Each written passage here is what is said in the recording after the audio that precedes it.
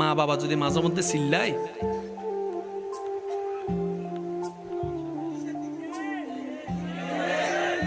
মানুষের সামনে চিল্লাইছে আর কি, বড় জনে মা বাবাই,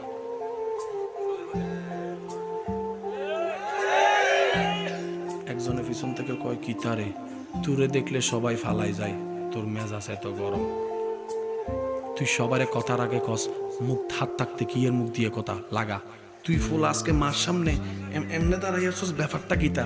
কয় মার সামনে এমনে দাঁড়াই আসি বলেই তো পৃথিবীতে এমনে দাঁড়াই আছে। সুবহানাল্লাহ, জোরে বলবেন না? মা বাবার সামনে এমনে দাঁড়াই আসি বলেই তো আজকে পৃথিবীতে এমনে দাঁড়াই আছি। আমি যখন মা বাবার সামনে নিজের রাগকে কন্ট্রোল করেছি, আল্লাহ তাআলা আমাকে অন্য জায়গায় মাথা উঁচু করে দাঁড়ার একটু সুযোগ করে দেন। বিশ্বাস করেন ভাই, আপনি যে আল্লাহর গোলামি করেন ওই আল্লাহর ভান্ডারে কমতি নাই। পাই না কেন জানেন?